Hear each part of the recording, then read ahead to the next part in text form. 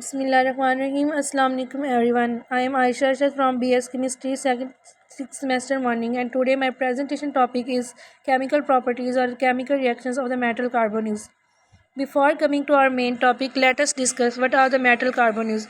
The compound formed by the combination of transition metals in the low oxidation state and the carbonyl molecules are called the metal carbonyls. Metals which are involved in these carbonyls are in the low oxidation state.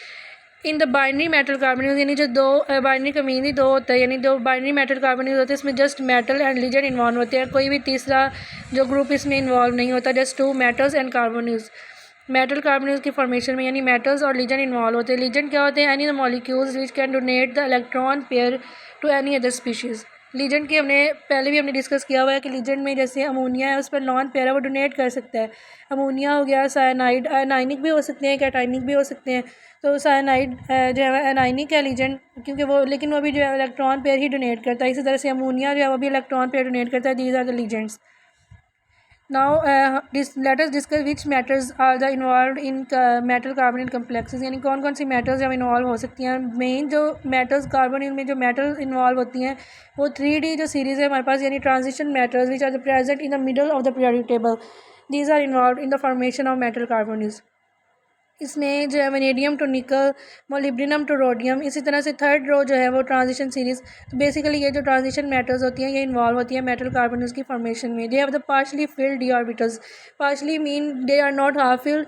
Like अगर हम कहें कि d orbitals जो है वो partially filled है, it's mean कि अगर वो कंप्लीट फील्ड हो तो उसमें 10 इलेक्ट्रॉन्स होते हैं, हाफ फील्ड हो तो 5 इलेक्ट्रॉन्स. तो पार्शली हम कहते हैं कि 6 या 7 इलेक्ट्रॉन जो है उसके अंदर हो तो हम पार्शली फील्ड कहते हैं. तो जो metals which are involve in the metal carbonyl formation are the have partially filled d orbitals. तो ये जो पार्शली फील्ड डी ऑर्बिटल्स क्योंकि इनमें इलेक्ट्रॉन प्रेजेंट होते हैं तो ये बैक डोनेट भी कर सकते हैं, यानी पाई बॉन्डिंग में जो है इन्वॉल्व हो सकते हैं because they are free electrons. तो मेटल्स होती हैं वो ज़ीरो ऑक्सीडेशन स्टेट में भी प्रेजेंट हो सकती हैं मेटल कार्बोनिल्स में. ये लो ऑक्सीडेशन स्टेट में क्यों प्रेजेंट होती है? Because as we know metals are the electropositive, यानी मेटल्स जो है वो ये पसंद करती हैं कि वो इलेक्ट्रॉन जो है वो डोनेट करके पॉजिटिव चार्ज उनके ऊपर आए. Because they are electropositive, so they do not like high electron density upon them.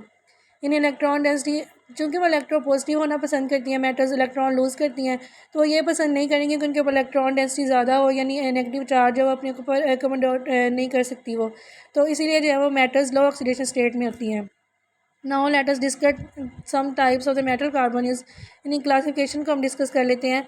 तो 3 तरह से जो मेन हमारे पास बेसिक होती है: mononuclear carbonyls, binuclear and polynuclear. Mononuclear means they contain one metal, यानी metal एक ही होगी, इसमें लीजेंड जो है वो ज़्यादा हो सकते हैं.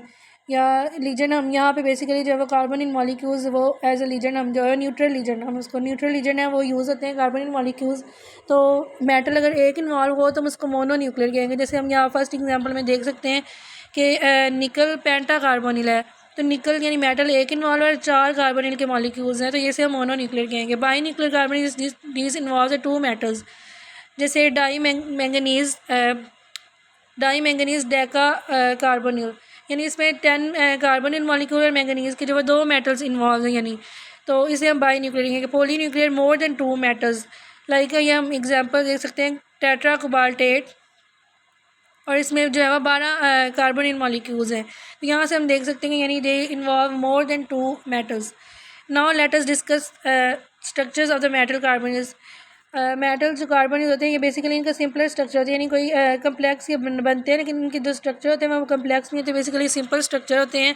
और सिंपल ज्योमेट्री टेट्राहेड्रल, जिसमें यानी 4 जो है वो कार्बोनिल मॉलिक्यूल्स अटैच होंगी, तो वो टेट्राहेड्रल ज्योमेट्री होगी. Trigonal, bipyramidal and octahedral, these are the simpler geometries.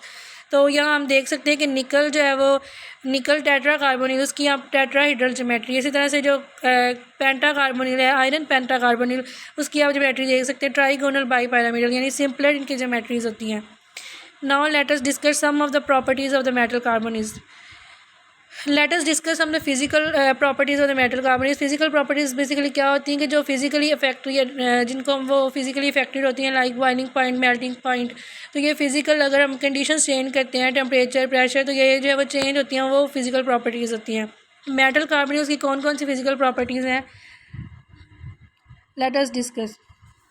With exceptions of निकल टेट्रा कार्बोनिल, ये कुछ एक्सेप्शंस हैं, यानी मोस्टली जो होते हैं ये लिक्विड रूम टेम्परेचर पे जो है वो लिक्विड होते हैं। कुछ एक्सेप्शंस हैं, यानी निकल टेट्रा कार्बोनिल, आयरन पेंटा कार्बोनिल, एग्जांपल यहाँ पे लिखी हुई है मैंने। तो ये क्रिस्टलाइन सॉलिड है, इनके अलावा जो है वो मोस्टली जो है लिक्विड फॉर्म में होते हैं। और जो लो दे मेल्ट और डीकम्पोज है low temperature, because low temperature जो है वो उस पर ये जो डीकम्पोज हो जाते हैं, मेल्ट हो जाते हैं, because they are in liquid form. तो जब लो टेम्परेचर बिल्कुल हम कर देंगे तो वो मेल्ट हो जाते हैं। और इनमें जो है सॉल्युबल इन नॉन पोलर, ये these are typical covalent compounds. इनमें जो बॉन्डिंग होती है वो प्योरली कोवेलेंट होती है, यानी आयनिक बॉन्डिंग नहीं होती है। इलेक्ट्रॉन पेयर जो है शेयरिंग से होती है, तो कोऑर्डिनेट कोवेलेंट भी हो सकती है और कोवेलेंट भी हो सकती है, लेकिन आयनिक नहीं होती। तो these are soluble in non polar solvent. And non polar चूँकि सॉल्वेंट्स उसमें ऑर्गेनिक सॉल्वेंट्स भी आ जाते हैं, तो ये मोर और लेस ऑर्गेनिक सॉल्वेंट में सॉल्युबल होते हैं, because they are covalent compounds. And these are except vanadium hexacarbonyls are diamagnetic. Vanadium जो हेक्सा कार्बोनिल्स में अनपेयर्ड इलेक्ट्रॉन, चूँकि हम पहले भी जानते हैं कि डायामैग्नेटिक वो है जिसमें पेयर्ड इलेक्ट्रॉन प्रेजेंट हो, और जो अनपेयर्ड इलेक्ट्रॉन हो तो वह पैरामैग्नेटिक बिहेवियर शो करती है। तो वेनेडियम हेक्सा कार्बोनिल के अलावा सब जो है इसमें डायामैग्नेटिक होती है, और ये इसमें जो है पैरामैग्नेटिक। ये these are highly reactive and because of the low melting and boiling point, these are highly toxic. These can cause toxicity। और जैसे इनको अगर हम वैसे टच करते हैं कंपाउंड्स को, ये कंपाउंड्स हैं, तो ये these are toxic to skin, liver, lungs, and को इनहेल करना तो वो हमारे टॉक्सिक होता है। Now come to our main topic which is the chemical properties और chemical reaction of the metal carbonyls. So first reaction is the ligand substitution reaction. Substitution reaction हम पहले भी जानते हैं। सब्स्टिट्यूशन रिएक्शन का मतलब ये होता है कि एक चीज़ जो है रिमूव हुई है और उसकी जगह पे कोई चीज़ ऐड हो जाए। लाइक एलिमिनेशन ये होता है कि एक चीज़ रिमूव हो गई, उसकी जगह पे कोई ऐड नहीं हुई, वो चार्ज उस पर आ जाएगा। सब्स्टिट्यूट का मतलब ये होता है कि एक चीज़ रिमूव हुई, उसकी जगह पे दूसरी चीज़ अटैच होगी। तो substitution reaction are the shown by the carbonyl molecules. Carbon monoxide ligand जो है वो सब्स्टिट्यूट हो जाते हैं अदर मोनोडेंटेट लीजेंड जैसे आइसोसायनाइड्स।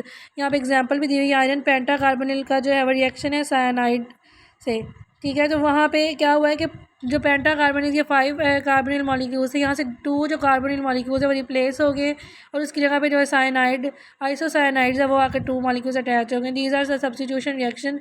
और ये फोटोकेमिकल रिएक्शन होती है in the presence of sunlight and in the presence of heat. ये रिएक्शन जो है वो रिप्लेस कर रहे होते हैं।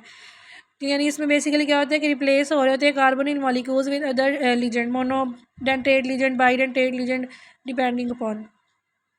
Next these molecule react with the metallic sodium. जैसे कि हम पहले भी जानते हैं जो मेटल्स होती हैं वो रिड्यूसिंग इन नेचर होती है, यानी वो जो जिस कंपाउंड से रिएक्ट करती है उसको रिड्यूस कर देती हैं। सेम इज़ द केस जो मेटल कार्बोनिल्स, उनके अमलगम्स भी यूज़ हो सकते हैं, यानी इनका जो हम जिंक अमलगम या फिर हम उसको जैसे मरकरी के साथ अमलगम उनका बनाते हैं, तो वो जो है वो रिड्यूसिंग इन नेचर होते हैं, रिड्यूस कर देते हैं मेटल कार्बोनिल्स को। यहाँ पे भी एग्जांपल जैसे दी हुई है कि क्रोमियम और मैंगनीज एटम जो पहले 0 ऑक्सीडेशन स्टेट से रिड्यूस हुए हैं -2 और -1 ऑक्सीडेशन स्टेट में, यानी मेटल्स जो है वो मेटल कार्बोनिल्स को जो है रिड्यूस कर देती हैं। ये जो है वो हमने पहले भी एबिलिटी देखी हुई कि मेटल्स की जो एबिलिटी है रिड्यूस करने की। तो इसमें हम सोडियम बोरोहाइड्राइड यूज़ कर सकते हैं, सोडियम अमलगम यानी सोडियम और मरकरी का जो है अमलगम हम यूज़ कर सकते हैं। यहाँ पे आप इनके रिएक्शन भी देख रहे होंगे। यहाँ पे कार्बोनिल के 8 molecule which are reduce to 4 carbonyl molecules. यहाँ पे इनकी ऑक्सीडेशन स्टेट जो है वो अपेरेंटली चेंज हो जाती है। Next is the reaction with the sodium hydroxide. Sodium hydroxide चूँकि एक बेस है, और हाइड्रोक्साइड आयन हमने पहले भी पढ़ा हुआ है कि ये एज अ न्यूक्लियोफाइल जो है वो काम करता है, न्यूक्लियोफाइल के तौर पर रिएक्ट करता है। सेम इज़ द केस में with reaction with the metal carbonyls. Sodium hydroxide act as a base and hydroxide act as a nucleophile which replace the carbonyl molecules. यहाँ पर हम देख सकते हैं द प्रोटोनेशन, यहाँ पे इनकी प्रोटोनेशन हो जाती है। जो हाइड्रोक्साइड आयन है यानी हाइड्रोक्साइड, तो ये न्यूक्लियोफाइल के तौर पर रिएक्ट करेगा। तो ये आयरन पेंटा कार्बोनिल से हमने सोडियम हाइड्रोक्साइड का रिएक्शन देखा, तो आप देख रहे हैं कि यहाँ पे ये एसिड में चेंज हो गया है। तो सेम इज़ रिएक्शन, बाकी रिएक्शन भी इसी तरह से, इसी को हम हाइबर बेस रिएक्शन भी कहते हैं, बिकॉज सोडियम हाइड्रोक्साइड जो है वो बेस है, और इसी में हाइड्रोक्साइड आयन जब एक्ट एज अ न्यूक्लियोफाइल, तो ये रिएक्शन जो है इसी तरह से पॉसिबल होते हैं। Next one is the reaction with the halogens. Metal carbon is also react with a halogen to give carbon in halides. Halides यानी halide हम कोई भी ऐसे कंपाउंड को कहते हैं जिसके साथ जो कोई भी हेलोजन यानी फ्लोराइड, क्लोराइड, आयोडाइड, ये आयंस या फ्लोरीन क्लोरीन ये अटैच हों। Same is the case molybdenum hexa carbon को हम क्लोरीन से रिएक्ट करवाते हैं तो वो वहाँ पे क्या हो रहा है, सब्स्टिट्यूशन रिएक्शन बेसिकली ये हो रहा है। बिकॉज यहाँ आप देख सकते हैं यहाँ 4 कार्बोनिल के मॉलिक्यूल्स हैं, एक कार्बोनिल के मॉलिक्यूल जो है क्लोराइड आयन से जो है रिप्लेस हो जाते हैं, तो ये मेटल हैलाइड्स बनते हैं basically. Some carbonyl molecule undergo decomposition about, यानी कुछ ऐसे हैं, यानी कुछ हैं जो रिएक्ट करके अदर कंपाउंड्स बना देते हैं, कुछ ऐसे होते हैं जो डीकम्पोज हो जाते हैं। यहाँ पे जैसे हमने निकल टेट्रा कार्बोनिल्स का रिएक्शन करवाया ब्रोमाइड से, तो वो ब्रोमाइड जो है निकल के साथ अटैच हो जाएगा, 4 कार्बोनिल मॉलिक्यूल्स जो हैं वो डीकम्पोज हो जाएंगे, यानी सेपरेट हो जाएंगे, तो ये डीकम्पोजिशन रिएक्शन भी पॉसिबल होता है। Next is the reaction with the hydrogen. Hydrogen जो है वो बेसिकली जैसे मेटल जो है reducing as act as reducing agent, जो हाइड्रोजन है वो भी रिड्यूस कर देता है कार्बन हाइड्राइड्स को, यानी मेटल कार्बोनिल्स जो हैं वो हाइड्रोजन के साथ रिएक्ट करने पर मेटल हाइड्राइड्स या कार्बोनिल हाइड्राइड्स बनते हैं। यहाँ बेसिकली ये मैंने रिएक्शन लिखा भी हुआ है कि कार्बोनिल यहाँ कोबाल्ट के 2, यानी ये मेटल है ना, cobalt 2 and 8 carbonyl molecules hydrogen के साथ रिएक्ट करवाया, तो ये आप कंपाउंड देख सकते हैं, ये इनको हम कार्बोनिल हाइड्राइड्स कहते हैं। इन कंपाउंड्स को हम सिंपली हाइड्राइड्स भी कह सकते हैं। ये जो है वो प्रोटॉन डोनर के तौर पर एक्ट करेंगे, यानी जैसे हमने नीचे ये रिएक्शन लिखा हुआ है कि ये जब मेटल हाइड्राइड्स बन जाते हैं ना, न्यूट्रल हाइड्राइड्स होते हैं, एनाइनिक भी हो सकते हैं, तो न्यूट्रल हाइड्राइड्स होते हैं ये प्रोटॉन शिफ्ट करके तो ये एनाइनिक हाइड्राइड्स में चेंज हो जाते हैं, यानी हाइड्रोजन रिमूव हो जाती है तो इन पर नेगेटिव चार्ज आता है, ये एनाइनिक जो हाइड्राइड्स बन जाते हैं। Next is the reaction with nitrogen oxide या नाइट्रिक ऑक्साइड। तो good number of the metal carbonate react with nitric oxide to give carbon in nitrosyl. तो ये iron pentacarbonate react with nitric oxide, ये basically substitution reaction ही हो रहा है यहाँ पे, because carbonyl molecules are replaced by the nitric oxide. These are the 5 carbonyl molecules which are replaced and 3 carbonyl molecules are replaced by the nitric oxide, 2 nitric oxide molecules are attached and 3 carbonyl molecules are decomposed or separate out। ये जो reaction होता है ये replacement basically, जैसे मैंने पहले बताया, इसको हम सब्स्टिट्यूशन रिएक्शन भी कह सकते हैं। तो ये इसमें जो है वो 3 कार्बोनिल के मॉलिक्यूल्स रिप्लेस हुए 2 नाइट्रिक ऑक्साइड मॉलिक्यूल से। And last one is the reaction with the reactions to form cationic carbonyl complexes. ये रिएक्शन जो इनका एसिड स्ट्रॉन्ग एसिड यानी HCl जो सबसे स्ट्रॉन्ग एसिड हम जानते हैं सब, तो ये स्ट्रॉन्ग एसिड से जब रिएक्ट करती है मेटल कार्बोनिल्स तो ये एनाइन और कैटाइन में चेंज हो जाती है, और जो कैटाइन बनते हैं वो कम्प्लेक्स कैटाइंस होते हैं, कैटाइनिक कम्प्लेक्स बनते हैं। जो प्रोटॉन जो है वो मेटल से बॉन्ड प्रोटॉन्स चूँकि अटैच होते हैं ना, जब प्रोटॉन रिमूव होते हैं तो वो कैटाइनिक बन जाते हैं, कैटाइनिक और दीज आर कम्प्लेक्स फॉर्म्ड। तो मेटल कार्बोनिल लिविस एसिड जैसे AlCl3 या BF3 जो है इनसे भी रिएक्ट करते हैं कार्बोनिल मॉलिक्यूल्स, तो ये भी जो है कम्प्लेक्स कैटाइंस और complex A9, A9 basically complex ना भी हो, कैटाइन जो है कम्प्लेक्स ज़रूर बनता है इसमें। Thank you so much, thanks for watching.